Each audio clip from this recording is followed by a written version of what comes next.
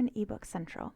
Ebook Central is part of the ProQuest family of databases, so it does have a little bit different interface than some of the other databases. You can do this general search here. You can do an advanced search, or you can browse subjects.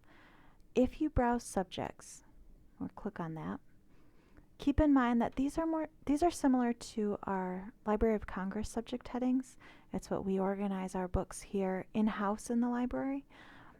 They're not very focused necessarily on the subject in what you see here. So if I'm looking for a book on traveling to Rome, it's not necessarily going to be Rome here. I might need to look under geography, travel, or tourism hospitality. It's just a little bit different way of thinking.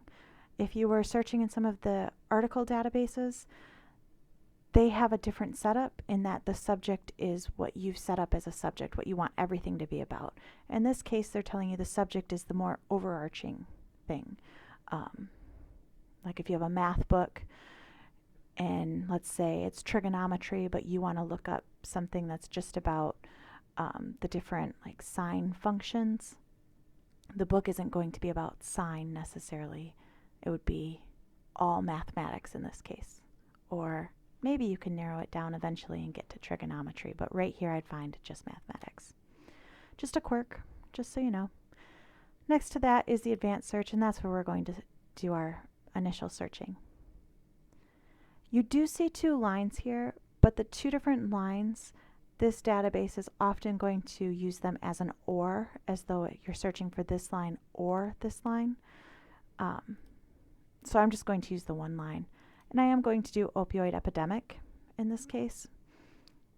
I'm going to do it as a keyword full text because keep in mind that subject is not going to be the subject that I want it to be necessarily. It's going to be this bigger, broader LC subject heading you see here. All those other subjects are similar as well. But I want it to match opioid epidemic. I want it to be that exact phrase. Even though I have put the quotation marks, I'm going to put that matches just to be safe. You can indicate a date range, so maybe I want to look at things published just between 2015 and 2020. Narrow it down a little bit. I am only fluent in English. I'm going to change my language to English. Most of the books in the collection are going to be in English, but if you do speak another language, you're more comfortable in another language, you can feel free to add more languages as well, or change it to your native language there. And you can do that in most databases. If you're looking for a particular format, you can also select that. You have all these options here. With this number of copies, that more than one or unlimited, if there's an unlimited number of copies, then you're not going to run the risk of someone else having checked it out. If you want to select it, usually it's not an issue. You can just click on search here. And there are 363 book results for opioid epidemic with my date range of 2015 to 2020. And I can see the different ranges here when books were published. And if I wanted to take out 2015, I could. That would narrow my results. And here I see some other subjects. So this is where I could narrow it further. If I wanted to, show more. Is there a particular area within the medical field or science field that I was interested in within the opioid epidemic? I can narrow it here. Maybe I wanted to look at psychology specifically. There are 7 books in general psychology that talk about the opioid epidemic in some way. Okay? If I click on a book, I'm just going to click on that top one, you do see in the first column the book results. Next to that are chapter results. There will likely be more chapters available to you than books. The books will have, the chapters could just be pulled from whatever book. Books are going to be that full. You'll be able to read the full thing. It's up to you. You can read them all if you want. I'm going to select this Hijack Brains just to show you some options here. When I select it, I can see I have the option to read online, to download the book. You do have to download a free third-party software. It is an Adobe product, but it is free to download. And then you can check out this book. It says free for up to 21 days. Okay? After 21 days, your download does expire. You can come back and check it out again. I do recommend that you save it to your bookshelf just to make sure you have it there. And you see those options here, read online, download book. Okay? I'm going to read it online. And you do have the option here to cite the book. If I click on that here, you can see the citation. It's in MLA format.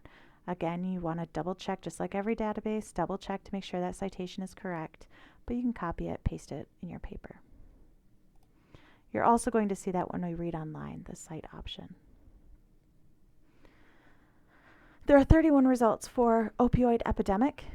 Each of these carets here, like if I click on this, drugs for drugs, click on that arrow, it's going to bring me to that first result. When I scroll down, here's the first time opioid is mentioned, okay? And notice that it separated my opioid epidemic, so it's searching for both opioid and epidemic separately, or so opioid and or epidemic. You could also search within the book. So if you brought up a book and you were looking for a specific subject, maybe I was looking for opioid epidemic, but I was looking also for treatments. I could search within this book, type in my term treatment, hit this or enter, and the same thing will happen. If treatment is mentioned, every time it's mentioned, I'll see one of these arrows for that chapter. Click on the arrow, it brings me to the first result. Okay? Now let's say I'm reading this and I really like a passage here. If I select it, whatever passage I want, it automatically brings up the options to highlight, to copy, or to annotate. Let's say I want to make a note near it. So I click this. It's going to ask me to sign in, and this is free. So you can go ahead and sign in, type in your first name, last name, create a username. I recommend you use your MCC email and create a password. I do already have an account, so I am going to sign in quick.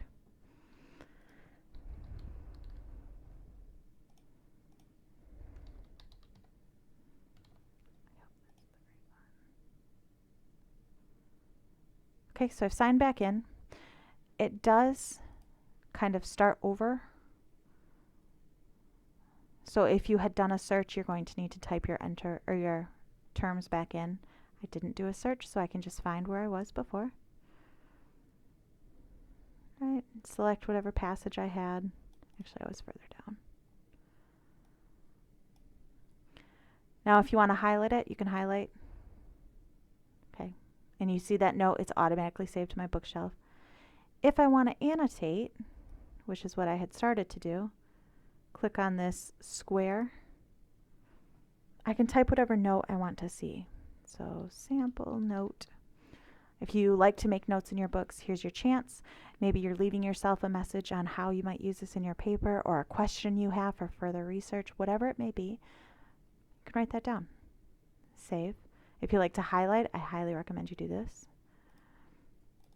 Double clicking on my notation there will bring up my note. So if I need to alter it, or if I need to, maybe I had typed in how I would use this in my paper, I could easily copy and paste however I want. No longer need it, trash it, whatever I want to do. But all my stuff will stay here.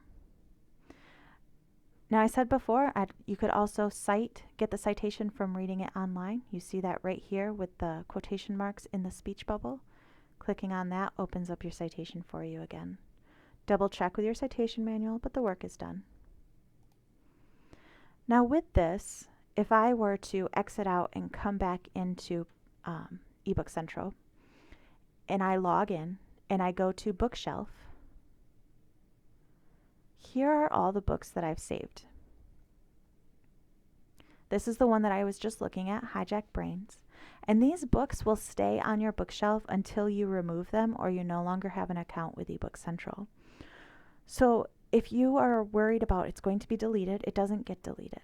If you download the book, you may no longer be able to open it, right? After the 21 days, it expires, so you'd have to go back in and download again. But if you put it to your bookshelf, it will always be on your bookshelf. So if you're going to download, maybe do both. And you can see your annotations.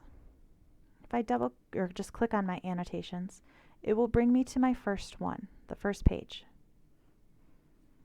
which is pretty handy. If you have any questions with Ebook Central at all, please do not hesitate to reach out. I'm Lisa Anderson. My email address is lisa.anderson@muskegoncc.edu, or you can call my office directly at 231-777-0274.